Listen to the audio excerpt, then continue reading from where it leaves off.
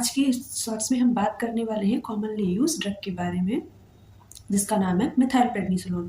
तो कैसे हम देते हैं, कब हम देते हैं और इसके प्रिकॉशंस क्या होते हैं, इसके बारे में हम डिस्कस करेंगे। तो जो मेथिलप्रेडनिसोलोन ड्रग है वो कॉर्टिकोस्टेरॉइड ग्रुप से बिलोंग करती है और इसको हम इम्यूनोसप्रेसेंट भी बोलते हैं। तो जो मेथिलप्रेडनिसोलोन है, इसका ब्रांड नेम जो होता है मार्केट में किस फॉर्म में आती है, सॉल्मेट्रॉल के फॉर्म में आती है। इंजेक्शन फॉर्म का जो मार्केट वैल्यू रहता है इसका, वो सॉल्मेट्रॉल के फॉर्म में रहता है।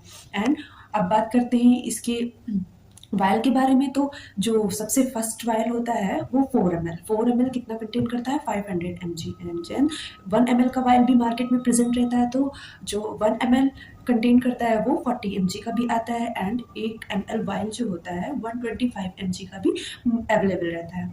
तो ये था इसके वायल और ईच ml कितना कंटेन करता है, इसके बारे में भी हमने बात किया। तो अब हम इससे बात करते हैं कि इसको हम किस किस कंडीशन में दे सकते हैं। जैसा कि अभी हमने आपसे बताया कि जो मेथिलप्रेडनिसोलोन है उसको हम एज अ इम्यूनोसप्रेसेंट की तरह पे यूज कर सकते हैं। तो सबसे पहला और मोस्ट इंपॉर्टेंट इसका जो रिएक्शन है वो है सीवियर इन्फ्लेमेटरी रिएक्शन। क्या होता है, सीवियर इन्फ्लेमेटरी रिएक्शन में दे सकते हैं, सेरिब्रल एडिमा में भी देते हैं, एंड जो होता है हमारा ऑर्गन ट्रांसप्लांटेशन में भी देते हैं। क्यों देते हैं ऑर्गन ट्रांसप्लांट में, जितना भी इन्फ्लेमेशन होता है, पेन होता है, स्वेलिंग होता है, उसको ये कम करता है। और सबसे इम्पॉर्टेंट है ऑटो इम्यून डिजीज कंडीशन में देते हैं, जैसे कि ल्यूपस एरिथेमेटस।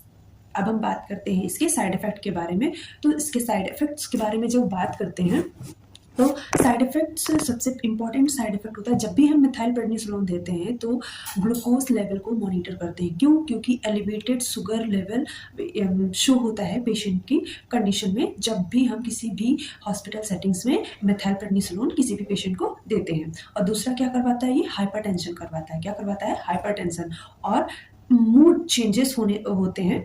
और तीसरा क्या होता है, कुस्माइड अपीयरेंस, पेशेंट में मून कुस्माइड अपीयरेंस के जो सिम्टम्स होते हैं, मून फेस सीन होता है, पेशेंट का वेट गेन होने लगता है, ऑस्टियोपोरोसिस, सॉफ्टनिंग ऑफ बोन्स हो जाती है और मसल्स वास्टिंग होती है। और क्या होता है, मसल्स वास्टिंग होता है।